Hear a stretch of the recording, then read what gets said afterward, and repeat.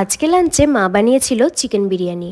আমার মায়ের হাতের তৈরি চিকেন বিরিয়ানিতে না আলাদাই একটা টেস্ট আছে। চলো মা বাড়িতে কিভাবে চিকেন বিরিয়ানি বানায় তার রেসিপিটা আজকে তোমাদের সাথে শেয়ার করে দিই। তার জন্য প্রথমেই কিন্তু চিকেনগুলোকে ম্যারিনেট করে রাখতে হবে টক দই, লঙ্কার গুঁড়ো, হলুদ গুঁড়ো, নুন আর বিরিয়ানির মশলা দিয়ে। বিরিয়ানি মশলা মা বাড়িতে নিজের হাতেই বানায়, তাই প্রথমেই বলে দিই তোমাদের বিরিয়ানির মশলাটা কিভাবে বাড়িতে বানাবে।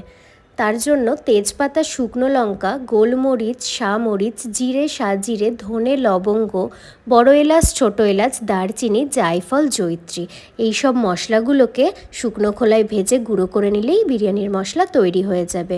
মা গোলাপের পাপড়িও ইউজ করে, কিন্তু আজ বাড়িতে গোলাপের পাপড়ি অ্যাভেলেবেল ছিল না। বিরিয়ানি মশলা তো রেডি হয়ে গেছে। এবার পেঁয়াজের বেরেস্তা করে তুলে রাখতে হবে, আর আলুগুলোতে নুন আর হলুদ দিয়ে ভেজে তুলে রাখতে হবে। তারপর আলুগুলোতে একটা হুইসেল দিলেই মোটামুটি সেদ্ধ হয়ে রেডি হয়ে থাকবে। আর ওইদিকে হাঁড়িতে পরিমাণ মতো নুন দিয়ে চালগুলোকে 80% মতো সেদ্ধ হওয়ার জন্য চাপিয়ে দিতে হবে। ওদিকে চালটা সেদ্ধ হচ্ছিল, আর মা এদিকে চিকেনে আদা আর রসুনের পেস্টটা মাখিয়ে নিচ্ছিল। তারপর কড়াইয়ে তেল দিয়ে পেঁয়াজটা ভাজা ভাজা হয়ে এলে তার মধ্যে এই চিকেনের পিসগুলো দিয়ে ভালো করে রান্না করতে হবে। বিরিয়ানিতে কিন্তু একটু বড় বড় চিকেনের পিসই ভালো লাগে, সেইভাবেই এই পিসগুলো রেডি করা ছিল। আর এদিকে চালটা 80% মতো সেদ্ধ হয়ে গেলে নামিয়ে নিতে হবে। চিকেন যখন ভালোভাবে কষানো হয়ে যাবে, তেল ছেড়ে দেবে, তারপর এর মধ্যে আবারও বিরিয়ানির মশলা ছড়িয়ে নিয়ে এক এক করে চিকেনের পিসগুলোকে গ্রেভি থেকে আলাদা করে দিতে হবে। ওই যে গ্রেভিতে যে এক্সট্রা তেলটা ওপরে উঠে আছে সেটা কিন্তু আলাদা করে বাটিতে তুলে রাখবে, ওটা বিরিয়ানি লেয়ারিংয়ের সময় কাজে লেগে যাবে। গ্রেভিটা ঠান্ডা করার পর একটু হাত দিয়ে চিপে চিপে দেখে নেবে যাতে গ্রেভিটা স্মুথ থাকে, হাতে কোনো পেঁয়াজ না আটকায়। তারপর দুধে লেবু দিয়ে ছানা কেটে যাওয়ার পরে সেইটাকে দিয়ে দেবে গ্রেভির মধ্যে, দিয়ে দেবে কেওড়া ওয়াটার, রোজ ওয়াটার, আতর, বিরিয়ানির মশলা, স্বাদ মতো চিনি, নুন, ঘি। এই সব কিছু দেওয়া হয়ে গেলে নুনের পরিমাণ ঠিক আছে কিনা সেটা বোঝার জন্য একটু টেস্ট করে দেখে নেবে। আর এই যে দুধে লেবু চিপে ছানা কাটিয়ে যেটা দেওয়া হলো ওটা কিন্তু ভীষণ ইম্পর্ট্যান্ট। এইবার বিরিয়ানিটাকে লেয়ারিং করার পালা। তো তার জন্য এরকম একটা পাত্র নিয়ে প্রথমেই ঘি ছড়িয়ে নেবে যাতে নিচে না লেগে যায়।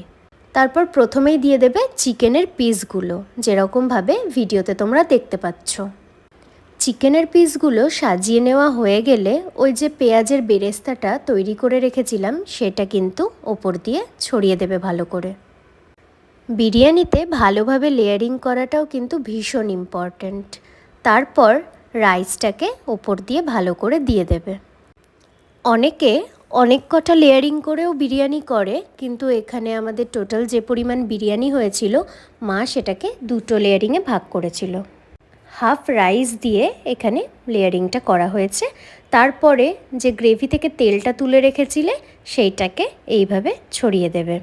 তারপর আবারও পেঁয়াজের বেরেস্তা ওপর থেকে ছড়িয়ে দেবে। আর হ্যাঁ, দুধে ছানা কাটিয়ে তার মধ্যে কেশর ভিজিয়ে রাখা হয়েছিল সেটাকেও এখানে অল্প পরিমাণে দিয়ে দেবে। এরপর কুকার থেকে আলুগুলোকে বার করে এক এক করে সাজিয়ে দেবে। আলুগুলোকে সাজিয়ে দেওয়ার পর এবার সবথেকে যেটা গুরুত্বপূর্ণ জিনিস, গ্রেভিটা ভালো করে ছড়িয়ে দিতে হবে। এই গ্রেভিটা সুন্দরভাবে তৈরি করলেই কিন্তু অটোমেটিক্যালি বিরিয়ানির স্মেলটা খুব ভালো হয়ে যায়, খেতেও খুব ভালো হয়। গ্রেভিটা ভালো করে ছড়িয়ে দেওয়ার পর ওপর থেকে আবারও দিয়ে দিতে হবে বিরিয়ানির মশলা।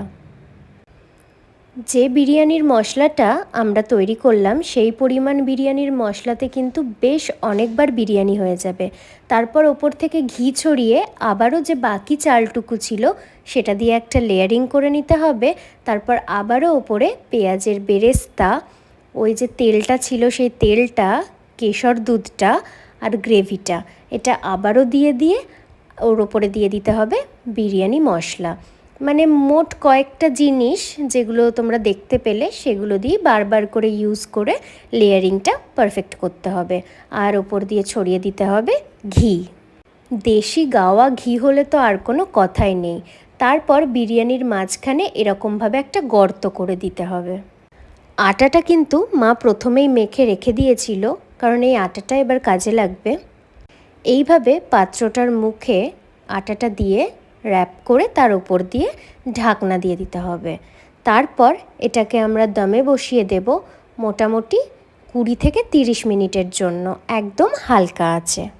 এদিকে বিরিয়ানিটা দমে থাকুক আর ওদিকে আমি রায়তা বানিয়ে নিই, কারণ রায়তা ছাড়া আমার বিরিয়ানি একদম অসম্পূর্ণ মনে হয়। তো তার জন্য পেঁয়াজ কুচি, শসা কুচি, লঙ্কা কুচি নিয়ে টক দই দিয়ে ভাজা জিরে গুঁড়ো আর স্বাদ মতো নুন এইটুকু দিলেই কিন্তু রায়তা একদম তৈরি হয়ে যাবে। ও হ্যাঁ, রায়তাটা কিন্তু আমি বানিয়েছি। আর ওইদিকে বিরিয়ানি কিন্তু একদম তৈরি হয়ে গেছে। এই যে এই সময় যা সুন্দর একটা স্মেল বেড়াচ্ছিল, সেটা যদি ক্যাপচার করতে পারতাম মনে হয় সবথেকে ভালো হতো। তোমরা কিন্তু বাড়িতে এইভাবে বিরিয়ানি বানিয়ে একবার ট্রাই করতেই পারো। আশা করছি তাহলে আর রেস্টুরেন্টে গিয়ে খাওয়ার দরকার পড়বে না। তো চলো, আজকের জন্য এই পর্যন্তই। টাটা।